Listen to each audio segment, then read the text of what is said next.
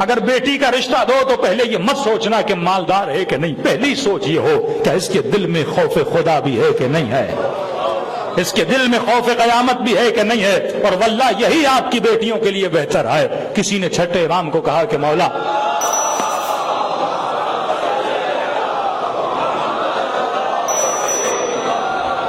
کے پاس آئے، امام فرماتے ہیں بیٹیاں اس کو دو جس کے وجود میں خوف خدا ہے. اس لفظ میں چند غلطیاں اور غلط فہمیاں پیدا ہوتی ہیں. کئی مومن بزرگ آئے اور بیٹیوں کو طلاق ہو گئی، یا شوہروں نے گھر سے نکال دیا اور کہنے لگا مولانا آپ نے تو مجالس میں سنتے ہیں کہ متقی کو بیٹی دینی چاہیے، پرہیزگار کو بیٹی دینی چاہیے. میں نے کہا ہم یہ کہتے ہیں کہ مولانا میں نے نمازی کو بیٹی دی، روز مسجد میں آتا تھا اور اسے بیٹی دی، اس نے میری بیٹی کو گھر سے نکال دیا، تو یہ کیسا متقی تھا؟ میں نے کہا تم نے نمازی کو بیٹی دی، متقی کو نہیں دی. نمازی میں اور متقی میں فرق ہے، روزے دار میں اور متقی میں فرق ہے، جو سارا سال کالے کپڑے پہنے اور متقی میں فرق ہے.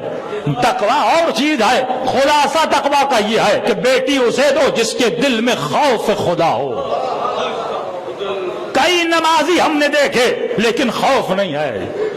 اسی تفتان اور کوئٹہ کے درمیان جب سفر کرتا تھا تو کوئٹہ کی ایک بازار میں نے کچھ بلوچوں کو دیکھا جو شراب بیچتے تھے، اور جب وقت نماز آتا تھا اسی شراب کی بوتلوں پر مصلی بچھا کے، گتا بچھا کے وہ نماز ادا کرتے تھے. ایک طرف چرس بھی کی جاتی تھی اور دوسری طرف نماز بھی ادا کی جاتی تھی. یہ نمازی تو ہے لیکن خوف خدا نہیں ہے.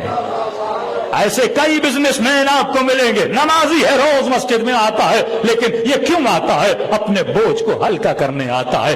اسے پتا ہے کہ میں بزنس میں کتنی غلط کاریاں کرتا ہوں، لیکن جاؤ مسجد میں چہرہ لوگوں کو دکھا لو، تھوڑی عزت تو بنے گی، لوگ کہیں گے نمازی ہے. یعنی اپنے کالے کرتوتوں کو چھپانے کے لیے یہ نماز کا سہارا لیتا ہے، یہ اپنی بدکاریوں کو چھپانے کے لیے کالے کپڑے کا سہارا لیتا ہے. کبھی کہتا مسجد میں 1 لاکھ لو اور اعلان کر دو فلاں صاحب نے 1 لاکھ لیا ہے تاکہ تھوڑی سی میری تعریف ہو جائے. یہ اللہ کی راہ میں نہیں دے رہا، یہ اپنی گندی عزت کو بچانے کے لیے 1 لاکھ دے رہا ہے.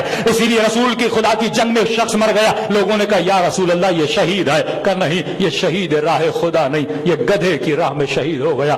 اس نے جنگ میں ایک بہت بڑا قداور خچر دیکھا تھا، گدھا دیکھا تھا، گدھے کی نسل کا کوئی گدھا تھا، اور اسے دیکھنے کے بعد یہ لڑنے گیا اور کہا جب جیت جاؤں گا تو مال غنیمت میں ملے گا. یہ جو لالچ عزت میں مسجد میں آتا ہے یہ نمازی ہے، متقی نہیں ہے. تقویٰ کا مطلب یہ ہے خوف جس کے دل میں ہو. ایسا جوان جو گناہ سے ڈرے، ایسا جوان جو بد کرداری سے ڈرے، ایسا جوان جو اللہ کی مخالفت سے ڈرے، ایسا جوان جو حضور امام کو محسوس کرے.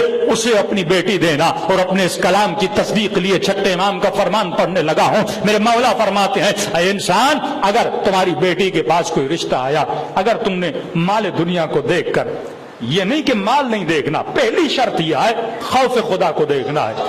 اس کے بعد یہ دیکھو اسٹیبل بھی ہے کہ نہیں ہے. اس کے بعد یہ دیکھو جوان کام بھی کرتا ہے کہ نہیں ہے. یہ نہیں کہ آنکھیں بند کر کے صرف متقی کو دینا ہے، تمام طرز ذوائع کو دیکھنا ہے. لیکن پہلی شرط کیا ہے؟ خوف خدا کا ہونا. اس کا فائدہ کیا ہوگا؟ میرے چھٹے امام فرماتے ہیں، امام اپنے ایک چاہنے والے کو بلاتے ہیں، فرماتے یہ بتا اگر تمہاری بیٹی کی، تم نے مال کو دیکھا، دولت کو دیکھا اور بیٹی کی شادی کر دی. فرمایا اب شادی کے بعد 2 صورتیں ہیں. پہلی صورت یہ ہے کہ اگر بیٹی کی نیچر اس جوان کی نیچر سے مل گئی، طبیعتوں کا ملنا بہت ضروری ہے.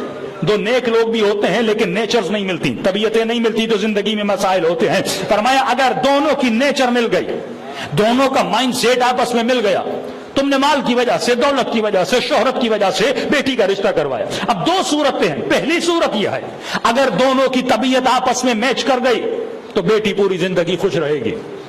دوسری صورت بھی ہے، وہ یہ ہے کہ اگر تمہاری بیٹی کی طبیعت اس جوان کی طبیعت سے نہ ملی، طبیعتوں میں ہم آہنگی نہیں ہوئی، تو فرمایا یہ تمہاری بیٹی کو مارے گا، یہ اس پر ظلم کرے گا، یہ اسے طلاق دے کر گھر سے نکال دے گا. کیوں؟ کیونکہ دل میں خوف خدا نہیں تھا. اب اگر تم نے شادی کسی ایسے لڑکے سے کروائی جس کے دل میں خوف تھا، جس کے دل میں احکام الہی کا خوف تھا، جو خود پابند شریعت تھا، اگر ایسے لڑکے سے شادی کروائی پھر بھی 2 صورتیں ہیں. اگر ذہنی ہم آہنگی ہو گئی تو پوری زندگی خوش رہیں گے. دوسری صورت بھی ہے تو متقی، لیکن اگر اس کی بیٹی کے ساتھ ذہنی ہم آہنگی نہیں ہوئی، اگر اس سے غصہ آئے گا، ذہنی ہم آہنگی نہیں ہے، جب یہ تمہاری بیٹی کو مارنا چاہے گا ایک چیز اسے روک لے گی، وہ ہے خوف خدا۔ تو دونوں صورتوں میں تمہاری بیٹی خوش رہے گی۔ پہلی صورت ہم آہنگی ہوئی تو ٹھیک ہے، اگر ہم آہنگی نہیں ہوئی تو اس کو خوف خدا مجبور کرے گا، یہ اپنی بیوی کی عزت کرے، یہ اپنے بچوں کی عزت کرے۔ اسی طرح بالعکس ہے،